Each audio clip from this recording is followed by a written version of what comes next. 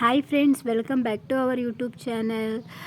ಇವತ್ತು ನಾನು ಅಂದರೆ ವರಮಹಾಲಕ್ಷ್ಮಿ ಹಬ್ಬದ ಹಿಂದಿನ ದಿನ ಮನೆಗೆ ಸ್ವಲ್ಪ ಐಟಮ್ಸ್ ಬೇಕಿತ್ತು ಅಂತ ನಾನು ಹೊರಗಡೆ ಬಂದಿದ್ದೆ. ನನಗಂತೂ ಇಲ್ಲಿ ತುಂಬ ಅಂದರೆ ತುಂಬಾ ಐಟಮ್ಸ್ ಇತ್ತು, ತುಂಬ ಕಲೆಕ್ಷನ್ಸ್ ಇತ್ತು. ನನಗೆ ಸಿಕ್ಕಾಪಟ್ಟೆ ಇಷ್ಟ ಆಯಿತು. ಬಟ್ ನಾನು ಏನೂ ತಗೊಳ್ಳಿಲ್ಲ. ಮನೆಗೆ ಏನು ಅವಶ್ಯಕತೆ ಇದೆ ಅಷ್ಟನ್ನು ಮಾತ್ರ ತಗೊಂಡು ಬೇಗನೆ ಹೊರಟುಬಿಟ್ಟೆ. ಇಲ್ಲಿ ಬಂದು ನಾನು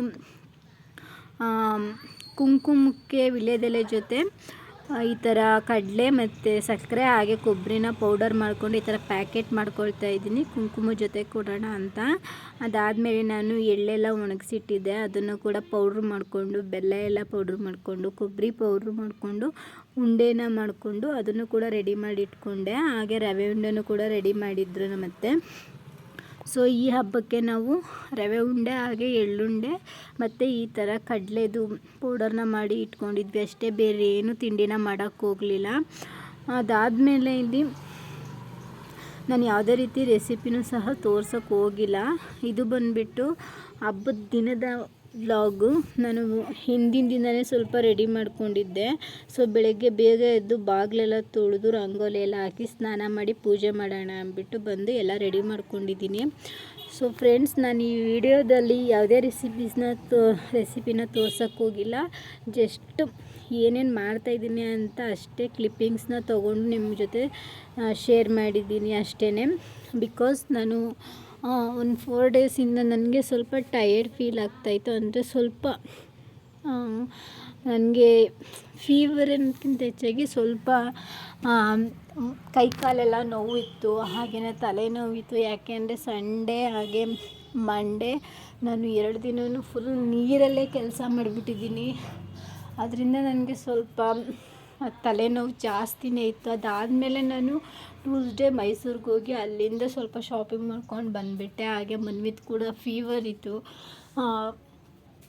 ವೆಡ್ನಸ್ಡೇ ಹಾಗೆ ಥರ್ಸ್ಡೇ ಹಬ್ಬಕ್ಕೆಲ್ಲ ಪ್ರಿಪ್ರೇಷನ್ ಮಾಡ್ಕೋಬೇಕಿತ್ತು. ಅದರಿಂದ ನಾನು ಯಾವುದೇ ರೀತಿ ವೀಡಿಯೋಸ್ನ ಮಾಡ್ಕೊಂಡಿಲ್ಲ. ಜಸ್ಟ್ ನಾನು ಹಬ್ಬದ ಹಿಂದಿನ ದಿನ ಹಾಗೆ ಹಬ್ಬದಲ್ಲಿ ಸ್ವಲ್ಪ ಕ್ಲಿಪ್ಪಿಂಗ್ಸ್ನ ತೊಗೊಂಡು ನಾನು ಈ ವಿಡಿಯೋಸ್ಗೆ ಅಪ್ಲೋಡ್ ಮಾಡಿದ್ದೀನಿ ಅಷ್ಟೇ. ಆ್ಯಂಡ್ ಇನ್ನೂ ಯಾರೆಲ್ಲ ನನ್ನ ಚಾನಲ್ನ ಸಬ್ಸ್ಕ್ರೈಬ್ ಮಾಡದೆ ನೋಡ್ತಾ ಇದ್ದೀರಾ, ದಯವಿಟ್ಟು ನನ್ನ ಚಾನಲ್ನ ಸಬ್ಸ್ಕ್ರೈಬ್ ಮಾಡಿಕೊಂಡು ವೀಡಿಯೋಸ್ನ ನೋಡಿ. ಇಷ್ಟ ಆದರೆ ಲೈಕ್, ಶೇರ್, ಕಮೆಂಟ್ನ ಮಾಡಿ. ನಾನು ವರಮಹಾಲಕ್ಷ್ಮಿನ ಇದೇ ಥರ ಕೂರಿಸಿದ್ದು ತುಂಬ ಸಿಂಪಲ್ಲಾಗಿ. ನನಗೆ ತುಂಬ ಜಾತ್ರೆ ಥರ ಕೂರ್ಸೋಕ್ಕೆ ಅಥವಾ ರೆಡಿ ಮಾಡೋಕ್ಕೆ ನನಗೆ ಯಾವುದೇ ಥರ ಹಬ್ಬಗಳಲ್ಲಾಗಲಿ ಯಾವುದೇ ಏನೇ ಒಂದು ನಾನು ಮಾಡಿದರೂ ಕೂಡ ನನಗೆ ಅತಿಯಾಗಿ ಜಾತ್ರೆ ಥರ ಮಾಡೋಕ್ಕೆ ನನಗೆ ಇಷ್ಟ ಇಲ್ಲ. ನನಗೆ ತುಂಬ ಸಿಂಪಲ್ಲಾಗೂ ಇರಬೇಕು, ಹಂಗೆ ತುಂಬ ಚೆನ್ನಾಗೂ ಕಾಣಿಸ್ಬೇಕು, ಆ ಥರ ಮಾಡೋದು ಅಂದರೆ ಇಷ್ಟ. ಆದ್ದರಿಂದ ನಾನು ಇಷ್ಟೇ ಸಿಂಪಲ್ಲಾಗಿ ಸ್ಯಾರಿ ಎಲ್ಲ ಉಡಿಸಿ ಇಷ್ಟೇ ಸಿಂಪಲ್ಲಾಗಿ ಕೂರಿಸಿದ್ದೆ ಲಕ್ಷ್ಮೀ ದೇವಿನ. ಸೊ ಮನಸ್ಸಲ್ಲಿ ಒಳ್ಳೆತನ ಅನ್ನೋದಿದ್ದರೆ ದೇವರು ಹೇಗಿದ್ದರೂ ಕೂಡ ಕಾಪಾಡ್ತಾನೆ, ಅದು ನನ್ನ ನಂಬಿಕೆ. ಸೊ ಅದರಿಂದ ನಾನು ಮನಸ್ಫೂರ್ತಿಯಾಗಿ ಇದೇ ಥರ ಸಿಂಪಲ್ಲಾಗೇ ರೆಡಿ ಮಾಡ್ಕೊಂಡಿದ್ದೆ. ಸೊ ಬೆಳಿಗ್ಗೆ ಬೇಗನೆ ಎದ್ದು ನಾನು ಸ್ನಾನ ಎಲ್ಲ ಮುಗಿಸಿ ಇವಾಗ ಪೂಜೆ ಮಾಡ್ತಾಯಿದ್ದೀನಿ. ನಾನು ಹಿಂದಿನ ದಿನವೇ ಸ್ವಲ್ಪ ರೆಡಿ ಮಾಡ್ಕೊಂಡಿದ್ದೆ, ಅದರಿಂದ ನನಗೆ ಬೆಳಗ್ಗೆ ಬೇಗನೆ ಎದ್ದು ಪೂಜೆ ಮಾಡೋದಕ್ಕೆ ಈಸಿ ಆಯಿತು. ಸೊ ನಾನಿಲ್ಲಿ ಬಂದುಬಿಟ್ಟು ನಮ್ಮದು ಕೆಳಗಡೆ ಮನೆ ರೂಮಲ್ಲೇ ಕೂಡ ಕೂರಿಸಿದ್ದೀನಿ ದೇವ್ರನ್ನ. ಯಾಕೆ ಅಂತ ಅಂದರೆ ನಮ್ಮ ಮನೇಲಿ ದೇವ್ರ ಮನೆ ಇಲ್ಲ, ಅಂದರೆ ಇತ್ತು ನಮ್ಮ ಮನೇಲಿ, ಬಟ್ ಅದು ವಾಸ್ತು ಸರಿ ಇಲ್ಲ ಅಂತ ಅಂದ್ಬಿಟ್ಟು ನಾವು ಒಡ್ಸಾಕ್ಬಿಟ್ವಿ. ಮತ್ತು ನಾವು ಕಟ್ಟೋ ಪ್ಲ್ಯಾನೇ ಮಾಡಲಿಲ್ಲ. ಹಾಲಲ್ಲಿ ಸೋಕೇಸ್ ಥರ ಇದೆ, ಅಲ್ಲಿಗೆ ನಾವು ವುಡನ್ದು ಬರುತ್ತಲ್ಲ ಅದನ್ನು ತಂದು ಫಿಟ್ ಮಾಡಬೇಕು ಅಂತ ಇದ್ದೀವಿ. ತುಂಬ ಕಡೆ ವಿಚಾರಿಸಿದ್ವಿ, ನಮಗೆ ಸೆಟ್ ಆಗೋ ಥರ ಎಲ್ಲೂ ನಮಗೆ ಸಿಗಲಿಲ್ಲ. ಯಾಕೆಂದರೆ ನಮ್ಮದು ಸೋಕೇಸ್ ಎಷ್ಟಿದೆ ಅಷ್ಟು ಸೈಜ್ ನಮಗೆ ದೇವ್ರ ಮನೆ ಬೇಕು. ಸೊ ಅದು ಸಿಕ್ಕಿದ ಮೇಲೆ ಅದನ್ನು ತಂದು ನಾವು ವಾಲ್ಗೆ ಫಿಟ್ ಮಾಡಿದ್ಮೇಲೆ ನಾನು ನಿಮಗೆ ತೋರಿಸ್ತೀನಿ. ಅದಕ್ಕೆ ನಾನು ಈ ರೂಮ್ನೇ ನೀಟಾಗಿ ಕ್ಲೀನ್ ಮಾಡಿಸಿ ಇಲ್ಲಿರೋ ಸಾಮಾನೆಲ್ಲ ಹೊರ್ಗಡೆ ಹಾಕಿಸಿ ಇಲ್ಲೇ ಕೂರಿಸೋಣ. ಹಾಲಲ್ಲೆಲ್ಲ ಊಟ ಎಲ್ಲ ಮಾಡ್ತೀವಿ, ಅಷ್ಟು ಚೆನ್ನಾಗಿರಲ್ಲ, ಅದಕ್ಕೆ ಇಲ್ಲಿ ಕೂರಿಸೋಣ ಅಂತ ಹೇಳ್ಬಿಟ್ಟು ನಾನು ಇಲ್ಲೇ ಎಲ್ಲ ರೆಡಿ ಮಾಡ್ಕೊಂಡಿದ್ದೆ. ನನ್ನ ಹಸ್ಬೆಂಡ್ ನನಗೆ ತುಂಬ ಅಂದರೆ ತುಂಬಾ ಹೆಲ್ಪ್ ಮಾಡಿದ್ದಾರೆ ಹಬ್ಬದ ಹಿಂದಿನ ದಿನ. ಹಬ್ಬದ ದಿನ ಅವ್ರಿಗೆ ಲೀವ್ ಇರಲಿಲ್ಲ, ಸೊ ಅವ್ರು ಡ್ಯೂಟಿಗೆ ಹೊರ್ಟೋಗಿದ್ರು. ಬಟ್ ಹಬ್ಬದ ಹಿಂದಿನ ದಿನ ನನಗೆ ಎಲ್ಲ ಥರ ರೆಡಿ ಮಾಡ್ಕೊಳ್ಳೋಕ್ಕೆ ಹೆಲ್ಪ್ ಮಾಡಿದ್ರು.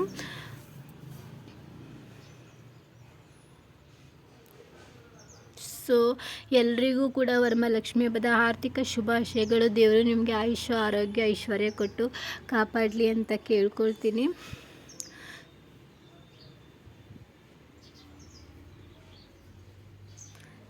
ಸೊ ನಮ್ಮನೆ ಲಕ್ಷ್ಮಿ ನಿಮಗೆ ಇಷ್ಟ ಆದರೆ ಪ್ಲೀಸ್ ಲೈಕ್ ಮಾಡಿ, ಶೇರ್ ಮಾಡಿ, ಕಮೆಂಟ್ ಮಾಡಿ. ನನ್ನ ಚಾನಲ್ನ ಸಬ್ಸ್ಕ್ರೈಬ್ ಮಾಡದೆ ನೋಡ್ತಾ ಇರೋರು ದಯವಿಟ್ಟು ಸಬ್ಸ್ಕ್ರೈಬ್ ಮಾಡಿಕೊಂಡು ನನ್ನ ವೀಡಿಯೋಸ್ನ ನೋಡಿ. ಹಾಗೆ ಪಕ್ಕದಲ್ಲಿರೋ ಬೆಲ್ ಬಟನ್ನ ಕ್ಲಿಕ್ ಮಾಡಿ.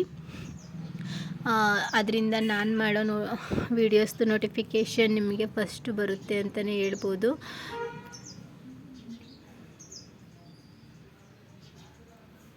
ಹಳ್ಳಿ ಕಡೆ ತುಂಬಾ ಪ್ರತಿಯೊಂದು ಮನೆಯಲ್ಲೂ ಕೂಡ ವರಮಹಾಲಕ್ಷ್ಮಿನ ಪೂಜೆ ಮಾಡ್ತಾರೆ.